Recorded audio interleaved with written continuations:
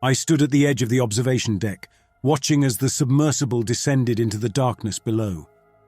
The dome overhead was fogged with condensation, streaks of moisture tracing crooked lines across the glass. Titan's ocean was a frigid void, an expanse of ammonia and methane far removed from anything remotely resembling Earth.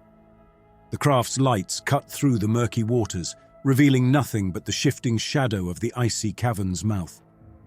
"Depth at 4,000 meters!" came the voice of Bryce, one of the junior scientists. I didn't have to see his face to know his jaw was clenched. Everyone's was. The whole crew had been on edge since we'd picked up that seismic anomaly, a hollow cavity beneath the ocean floor that the instruments said shouldn't exist. I'd insisted we investigate, despite objections. The mission wasn't meant for this kind of deep-sea exploration, but the data was too tantalizing to ignore. We weren't here to play it safe. We were here to discover. "Bring her in closer," I said, not taking my eyes off the view. The lights of the submersible swayed, dancing off the jagged ice that lined the cavern walls. "Dr. Cross!" Bryce's voice came through the radio, carrying the hesitation I'd come to expect from him. "We should consider withdrawing. The structure..." "Closer!" I repeated, cutting him off. I didn't need caution, I needed results. There was a pause, followed by the groan of metal as the submersible adjusted its course. The cameras relayed the feed back to the control room. The cavern opened up into a massive hollow chamber, larger than anything I'd expected, and there, nestled within the ice like a disease festering under the skin, were the eggs. They lay in clusters, hundreds of them, their surfaces slick with a sheen that glistened under the artificial light. Each was the size of a human head, oblong and slightly asymmetrical. My breath caught as I leaned forward, my eyes scanning the images in disbelief. I could already see the headlines, "New form of life discovered on Titan." This was it, the breakthrough we'd been sent here to find. The culmination of years of research and speculation, proof of alien biology. "They're eggs?" There was awe in Bryce's voice, but a hint of dread crept through. I didn't answer immediately. I was too busy examining the structure of the shells, noting the network of veins running across the surface. "Bring some back," I finally ordered, ignoring the murmurs of protest that followed. "We're studying them in the lab." There was a long silence. Then Bryce spoke up again, more firmly this time. "Dr. Cross, we don't know what they are or how they'll react. This is risky." "That's why we're here," I snapped. I turned away from the observation window to face him and the rest of the crew. "This is the discovery of a lifetime. We're not leaving empty-handed." Their eyes flashed with doubt, but they knew better than to argue. I was the lead scientist, the one who had dragged us out here in the first place. Reluctantly, they set about retrieving a set of the eggs, encasing them in the submersible's specimen containers. The journey back to the outpost was tense. I watched the data feeds obsessively, monitoring the condition of the eggs, making notes on their temperature and composition. What kind of organism could survive in such a hostile environment? The surface of the eggs felt almost biological, yet there was a rigidity like ice mixed with bone. It didn't fit any known life forms. The submersible broke the ocean's surface and made its way into the docking bay. This was it, the moment everything changed. I could see it in the faces of the crew as they offloaded the eggs onto gurneys, fear, curiosity, and a begrudging acceptance of what was about to unfold. As we navigated the narrow corridors with the eggs, the cold air seeped into our bones, making us feel just how far away we were from Earth's warmth. Here, in this remote facility, surrounded by walls designed to shield us from the toxic cryogenic elements outside, we were alone. And that was exactly how I wanted it. "Prep the lab," I ordered as we entered the main research wing. The space was cramped, lined with equipment and computers. One by one, the eggs were placed in containment chambers. I stood over one of them, tracing the veins on its surface with my eyes. It was cold to the touch, like frozen steel, and yet there was something beneath it. Something alive, waiting. I felt a thrill course through me, a mixture of excitement and fear. This was the frontier of science, the edge of the known world. "Begin initial scans," I instructed. "Full spectrum analysis. I want to know what's inside." The team moved to their stations, the room filling with the soft clatter of keyboards and the whir of scanning equipment. I watched the monitors intently as information began to pour in, numbers and graphs detailing the egg's structure and composition. They were complex, layered, with traces of compounds that shouldn't exist in Titan's environment.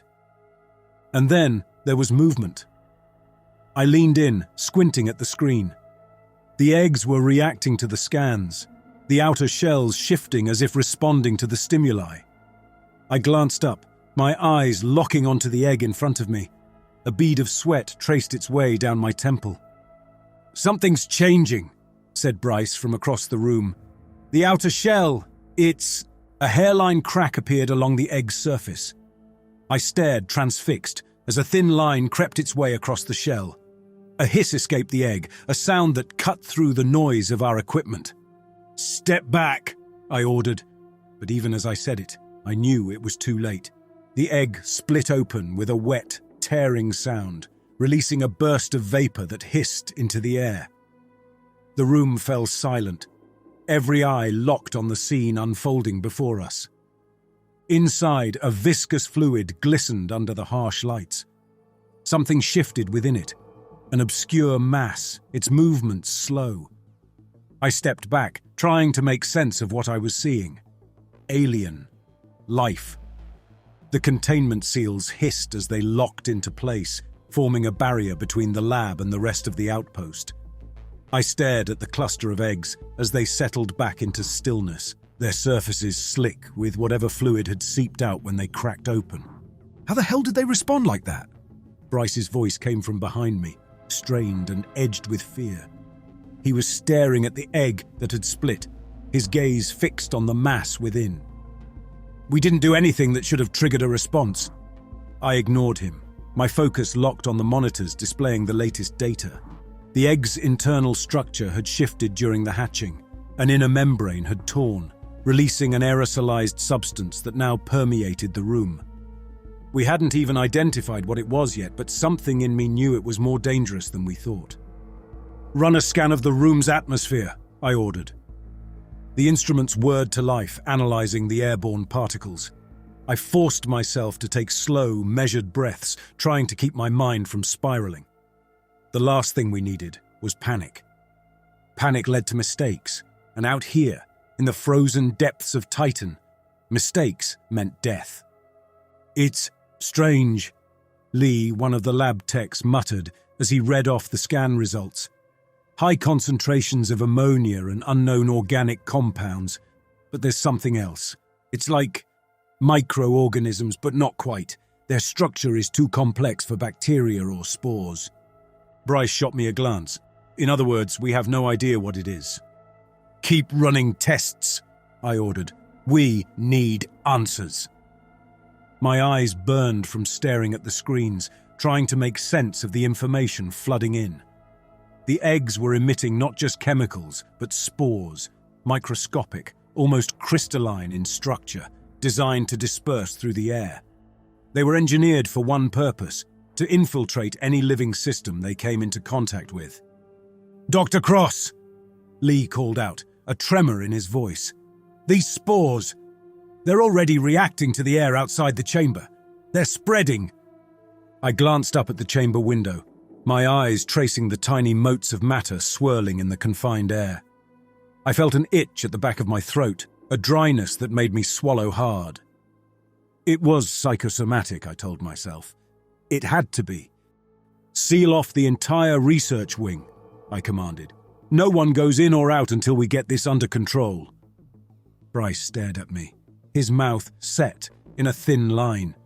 "And if we can't control it? What then?" I didn't answer. Admitting defeat this early was not an option, not for me. I turned back to the monitors. There had to be a way to neutralize the spores, to contain them. But the more I studied their behavior, the more unsettling patterns I noticed. The spores were actively seeking out organic matter, almost as if they were intelligent. "Dr. Cross," Lee's voice cut through my thoughts, sharper this time. "I'm picking up something else. The spores. They're emitting low-level electromagnetic signals." I stiffened.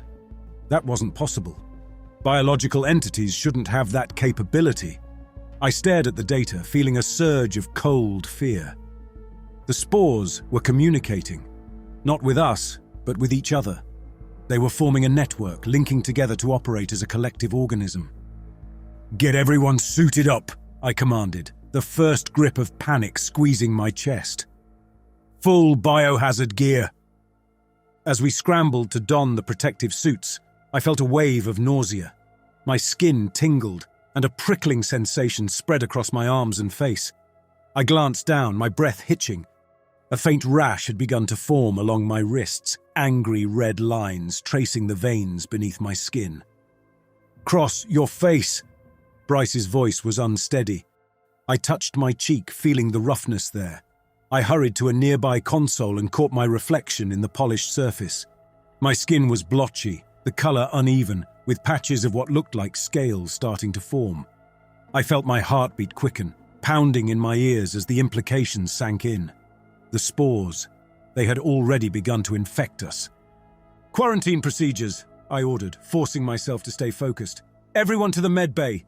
We need to start analyzing our own exposure." The team moved in a haze of frantic motion, securing samples from each other, running blood tests and tissue scans. I watched as data populated the screens, numbers and graphs charting the progression of the infection. The spores were rewriting our biology. My blood sample showed altered DNA sequences, regions spliced with segments that didn't belong. The cells under the microscope revealed structures that shifted and expanded, adapting to the spore's influence. It wasn't like any known infection. This was invasive at a genetic level, an entity rewriting the fabric of who we were. "This can't be happening," Bryce muttered, staring at his own results. His skin had begun to peel away at the edges, revealing patches of what looked like a hardened exoskeleton underneath. I looked around at my team, my colleagues, my friends, each one showing signs of change. Lee's skin had begun to turn translucent, revealing the outline of new organs beneath the surface. Others scratched at rashes, their movements erratic and uncontrolled. The spores were not simply attacking us, they were repurposing us. The data was clear. They were using our bodies as a template for something. Was this intentional, or merely the spore's method of survival? And if it was intentional, then what was their end goal? I shook my head, trying to clear the fog that was creeping into my thoughts. I needed to stay rational to approach this as a scientist. But even as I turned back to the monitors, I felt an itch at the edge of my mind. A whisper of something foreign. The air in the lab turned stifling once more, filled with the spores we had unwittingly released. I kept moving, documenting every detail, every observation. This was still a problem to be solved, a challenge to overcome. But with each passing minute, the line between problem and catastrophe blurred, and the itch in my mind became more intense. Bryce crawled across the floor, digging his nails into his skin. The flesh split in cracked lines, exposing a gleaming, coarse layer beneath. Blood ran down in thick, dark rivulets pooling on the floor. He didn't cry out. His mouth was twisted into a grimace, teeth bared, eyes wide. "Bryce, stop!" I croaked, my throat dry and burning. My voice wasn't my own, a raw rasp that scraped at the air. "You're making it worse!" He looked up at me, unfocused, pupils dilated. I can't get it out," he muttered, continuing to claw at his arms. "It's under the skin. It's not me anymore." I swallowed, feeling the sharp sting of nausea. I glanced down at my own hands. My skin had started to peel away at the fingertips, revealing a new texture underneath, pale, rigid, almost crystalline. I flexed my fingers, watching as the joints moved with a stiffness that made my stomach lurch. "It's changing our biology to suit its needs." I managed to say, the words coming out in fits and starts as I forced myself to sit up. Lee, seated at the corner of the room, was staring at his hands. His skin had turned translucent, a ghostly white, and I could see dark veins snaking underneath. His eyes were bloodshot, rimmed with dark circles. He looked at me. "What the hell is happening to us?" I stood, gripping the edge of the medbay table to steady myself, fighting against the dizziness that threatened to pull me back down. The spores. They were systematically reconfiguring our bodies, aligning them with a different design, an alien blueprint. I moved to the console at the side of the room, bringing up the latest scans of our tissue samples. The data was both fascinating and terrifying. Our cells were dividing at an accelerated rate, the new structures replacing the old in a manner that was methodical. It was as if the spores were following a blueprint buried within their genetic code. We were being rebuilt from the inside out. Bryce let out a strangled groan and fell to his knees, clutching his head. His entire body trembled, muscles spasming uncontrollably. I rushed to his side, kneeling beside him. Up close, I could see the changes more clearly. His skin had split in several places, the gaps filled with a hard, glistening substance that looked almost like chitin. His fingers twitched, the nails cracking and beginning to lengthen into something more akin to claws. "Bryce, stay with me," I said, gripping his shoulders. "You need to focus. It's trying to take over. Fight it." He looked at me, his eyes glassy. "It's inside my head," he whispered, his voice breaking. "I can hear it. Whispering. It wants control." I had felt something similar, an itch at the edges of my consciousness, a constant pressure pushing against my will. The spores were infiltrating our minds, eroding our sense of self. I fought down the rising panic, forcing myself to think. I had to stay rational, to hold on to my own identity. "We need to sedate him," I said, looking over at Lee. "If it takes full control, we lose him." Lee approached the supply cabinet to retrieve a sedative. I watched as he prepped the syringe, his fingers unsteady. The transformation had already begun to affect his motor control. Every one of us was in a state of decay, our bodies betraying us in a process that was disturbingly methodical. Lee injected Bryce with the sedative, and I watched as Bryce's spasms gradually eased, his breathing slowing. But this was a temporary fix. We needed to find a way to stop the transformation altogether.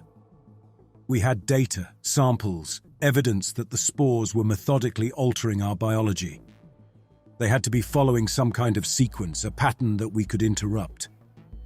My eyes scanned the screen, searching for anomalies, for any indication of a weak point in the spore's process. Then something caught my eye, a deviation in the cellular structure, a cluster of cells that seemed to be resisting the transformation, holding on to their original human form. I zoomed in on the image, studying the cells in detail. They were isolated, surrounded by the invading tissue, but they remained intact, as if shielded by some inherent property. "Look at this," I called to Lee, who shuffled over, his steps unsteady. "Some of our cells are resisting. There might be a way to amplify this resistance, to slow down the process." He leaned in, squinting at the screen. "How? If we're already infected, how do we make use of this?" The answer wasn't clear, not yet. "We need to analyze these cells further, isolate whatever is allowing them to resist the spores." I set to work, focusing on the analysis. I blocked out everything else, the pain in my skull, the itch under my skin, the fear that whispered I was already too far gone.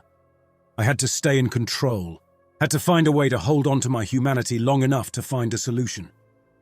Hours passed in calculations.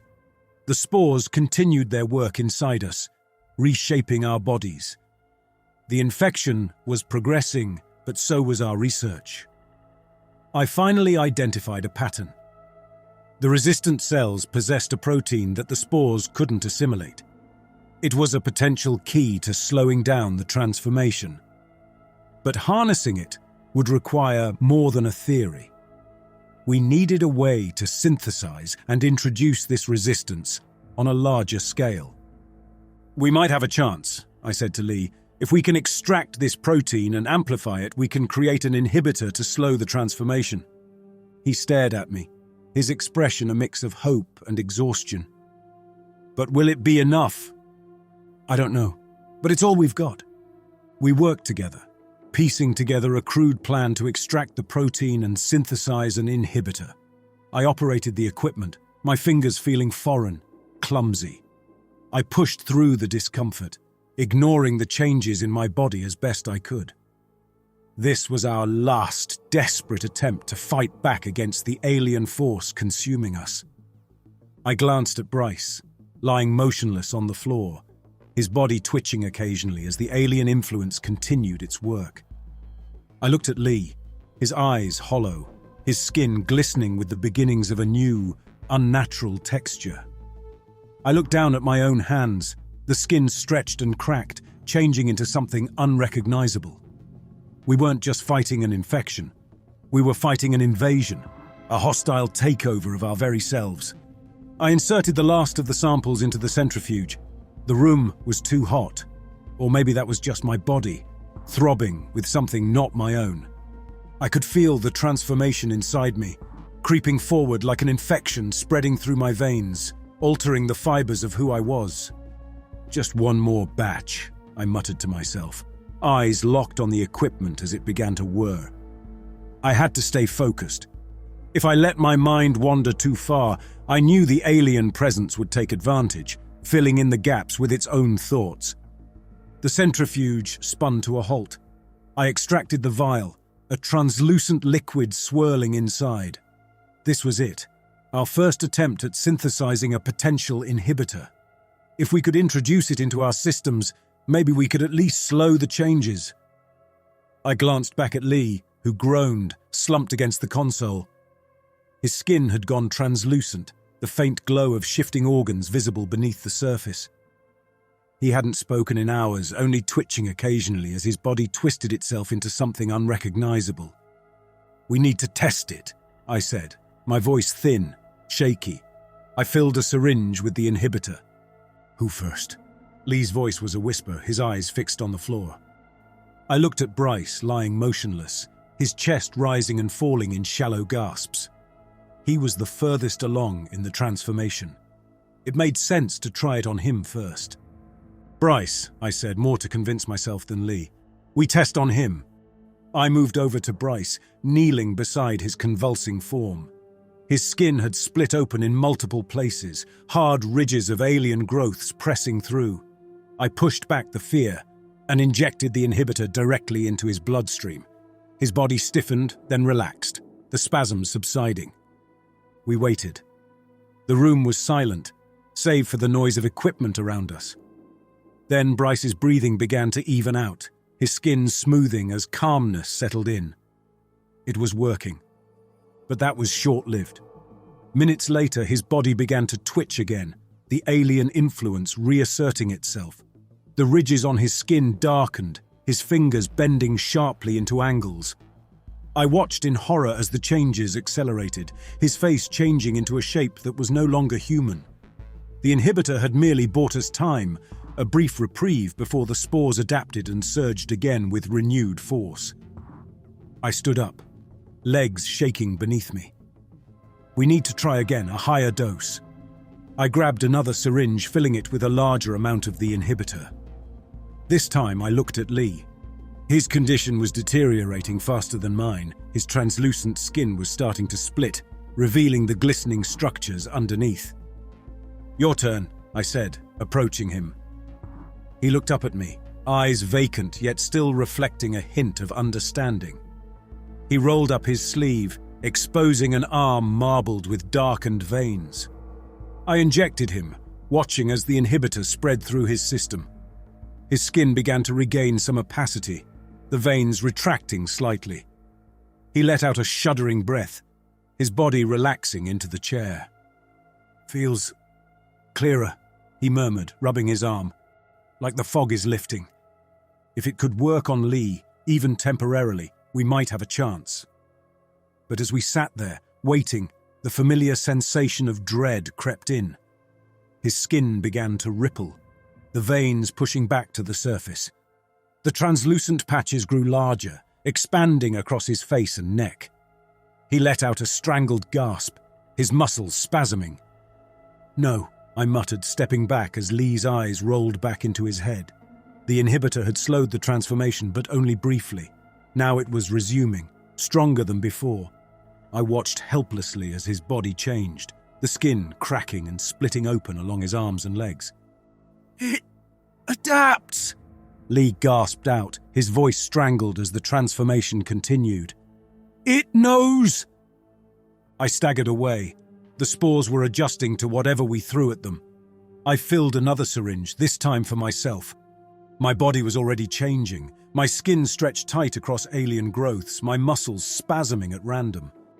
I jabbed the needle into my arm, injecting the inhibitor in a last-ditch effort to buy time. At first, the itching, crawling sensation beneath my skin subsided, the twitching muscles relaxing. My thoughts cleared, the fog lifting as the alien presence momentarily withdrew. I took a deep, shuddering breath, holding on to that fleeting sense of normalcy. But then, just as with Bryce and Lee, the changes returned. The room tilted as the spasms resumed, more violently than before. My skin cracked open, revealing crystalline ridges underneath, and I felt the alien consciousness filling my mind with its whispers. I stumbled back to the equipment, gripping the edge of the table. The inhibitors were failing, our last hope crushed under the march of the spore's transformation. I flexed my fingers, feeling the stiff alien ridges beneath the skin. We were out of time. "Not yet," I whispered. I had to keep trying, had to fight for every second. But deep down, I knew it was too late. The alien presence in my mind laughed softly, its victory already at hand. Behind me, Lee groaned, slumped against the console. His skin had gone translucent, the glow of shifting organs visible beneath the surface. He hadn't spoken in hours. Every so often, his body would twitch violently, his muscles moving in ways they weren't supposed to. I glanced at him, but said nothing. There was nothing left to say. We had tried everything, synthesizing the inhibitor, testing it on ourselves, on Bryce, but the spores had already adapted. The changes slowed for a brief time, just long enough to give us hope, then surged forward again, faster and more brutal than before. I flexed my fingers, feeling the stiff, alien ridges beneath the skin. My thoughts scattered as a whisper tickled my consciousness. A voice, familiar and yet entirely foreign, crawled through my mind, insinuating itself into the corners I had tried to keep closed. "You are part of us now, Nathan." It wasn't loud, just a murmur, like background noise that I couldn't shut off. "No," I hissed through gritted teeth. "Not yet. You fight us, but it is inevitable. You will join us." My fingers fumbled as I tried to attach the inhibitor vial to the dispenser. The muscles in my hand jerked, moving at angles I couldn't control. It felt like my body wasn't my own anymore, as if something beneath my skin was pulling the strings. "We have repurposed you for the greater whole. There is no you, only us." I slammed my fist into the table, hard enough to send a wave of pain shooting through my arm. The pain helped. It grounded me, pulling me back into myself. The centrifuge beeped, signaling the end of the sequence. I yanked the vial from its slot. We didn't have long before the transformation reached the point of no return, where our bodies would no longer be recognizable as human. I had to keep pushing forward. I had to find a way to hold on, even if just for a few more hours. I glanced at Lee. His head hung low, his translucent skin shimmering under the lights. He was already gone, and I knew it. The spores had claimed him. Still, I approached him cautiously. "Lee, can you hear me?" His head jerked up, and for a split second his eyes focused on me. The faintest hint of recognition surfaced before something darker, something cold and alien took over. His lips parted, and when he spoke, the voice that came out wasn't his. "We are here," it said. "We have always been here." I stumbled back, heart pounding in my chest. Lee, fight it! You have to fight it! The thing that used to be Lee tilted its head, observing me with curiosity. Why resist, Nathan? Your transformation is nearly complete. Soon you will join us. It is the way of things. No, I whispered, taking another step back. I won't let that happen. You have no choice. Lee's body shuddered, his bones cracking. You are becoming one with us. There is no separation between you and the whole. I pressed my hands to my ears, but it did nothing to block out the sound. It wasn't just in the air. It was inside me, crawling through my thoughts, making itself at home in the spaces I couldn't protect. The alien presence had been growing steadily louder over the past few hours. At first, it was just whispers, suggestions, thoughts that felt foreign but ignorable. Now it was different. The voice was clearer, more powerful. I could hear its purpose, its will, and worse, I could feel it in my body. We came to learn. The alien consciousness continued through Lee. We came to survive. You are merely vessels for our continuation. All who came before you were repurposed, as you will be. I stumbled back, shaking my head, trying to shake off the pressure building in my skull. I couldn't afford to lose control, not now. Not when we were so close to losing everything. I had to stop this. I had to find a way to fight back. And then it hit me. The spores were using electromagnetic signals to communicate, to coordinate their takeover. If I could disrupt their network, I might be able to slow them down, or at least break their hold on the outpost, the communications hub. My body screamed in protest as I forced it to move, every step a battle against the alien presence creeping through me. But I kept moving. There was no other way. The corridor outside the lab was a nightmare. I could hear movement all around me, things crawling, slithering through the ventilation systems, the alien growth spreading through the outpost. I kept my head down, focusing on the path ahead. As I reached the junction that led to the communications hub, I froze. Someone stood in the middle of the corridor, blocking the way. It was Alvarez, one of the technicians who had been with us during the early days of the mission. I hadn't seen him since the spores started spreading through the outpost. Now, he was barely recognizable, his body fully transformed. His skin was translucent, with dark veins crisscrossing beneath the surface. His limbs had changed into grotesque, spindly shapes, resembling the limbs of some insect-like creature. "Leave," he intoned. It was Alvarez's voice, but also not his. The alien consciousness had consumed him entirely. "There is no victory here. You are delaying the inevitable." "I'm not going to let you spread this to Earth," I managed to say, though my voice wavered with fear. Alvarez's head tilted, his eyes fixing on me. "You cannot stop us," he said slowly, his lips curling into a smile. "You are already one of us." He was right. My body was changing. The spores were inside me, transforming me. My muscles twitched. My skin felt tight, ready to split open. But I still had control. I was still Nathan Cross, and I wasn't going to let this end here. With a burst of adrenaline, I thrust myself forward, grabbing the remaining vial of inhibitor from my belt. I slammed it into his neck, injecting the substance directly into his bloodstream. He let out a sharp sound and staggered back, his body convulsing as the inhibitor took hold. I caught something familiar in his eyes: confusion, fear, a hint of the man he once was. His mouth opened as if to say something, but no words came out. Then he collapsed, his limbs twitching on the floor. I didn't wait to see what happened next. I pushed past him and made my way to the communications hub. The room was dark, the only light coming from the blinking consoles on the walls. I could feel the spores in the air, thick and heavy. The equipment vibrated, broadcasting signals that I knew were no longer under human control. I rushed to the main console. There was no time for precision. With a yell, I grabbed a nearby tool and swung it into the panel. Sparks erupted as the screen shattered under the impact. I swung again, smashing through the circuitry, feeling the vibration reverberate up my arm. Pieces of metal and plastic scattered across the floor as I tore through the equipment, silencing the outpost's last connection to the outside world. the room filled with the smell of burning wires and the crackle of dying electronics.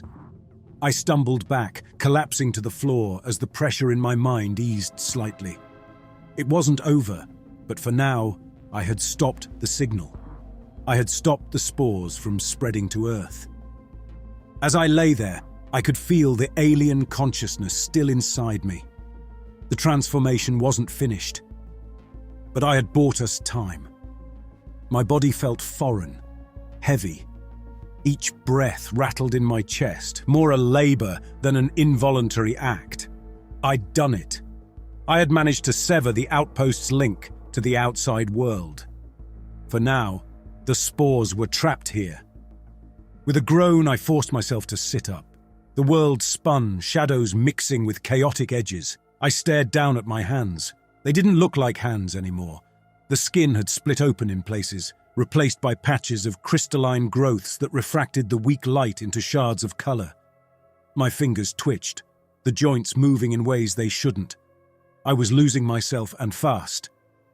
"You will not succeed," the voice whispered in my mind, calm and steady. It had grown stronger since my confrontation with Alvarez, feeding off my weakened state. "You are a vessel now, part of the whole." I clamped my jaw shut, refusing to give it room. I needed to move, to do something, anything to delay the inevitable. I forced my eyes away from my changing hands and scanned the room, searching for the next step. There had to be something else I could do to ensure this place remained isolated. The hub's emergency relay panel was intact, lying just beyond the sparking remnants of the main communications console. It was a last resort measure, a way to send out a distress signal if the hub's primary systems went down.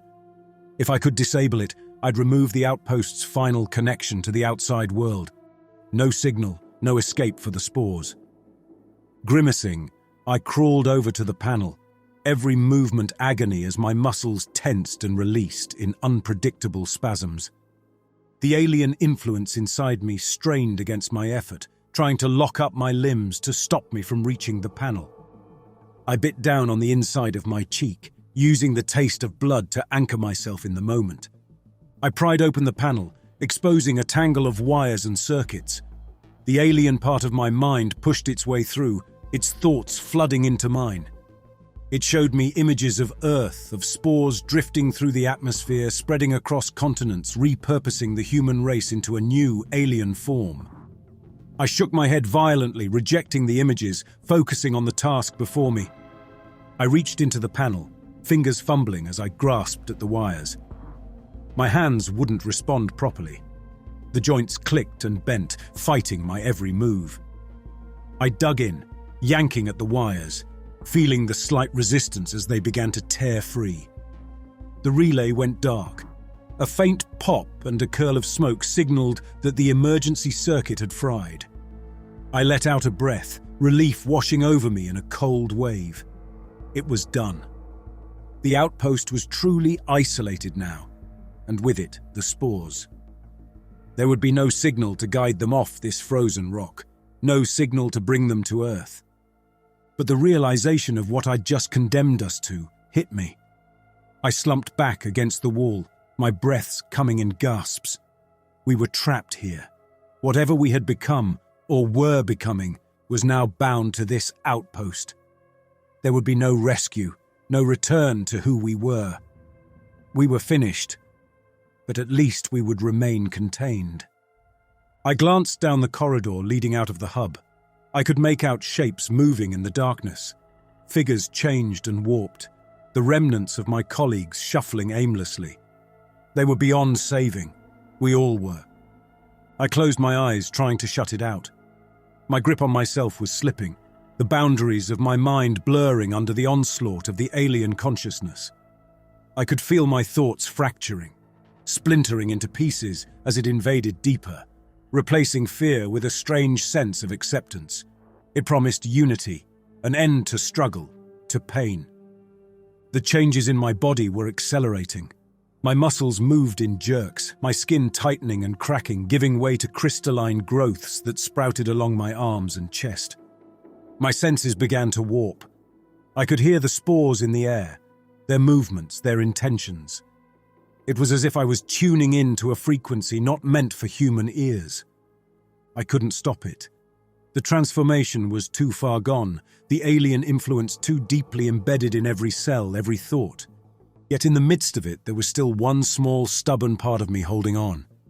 The part that remembered what I had come here to do, to discover, to learn.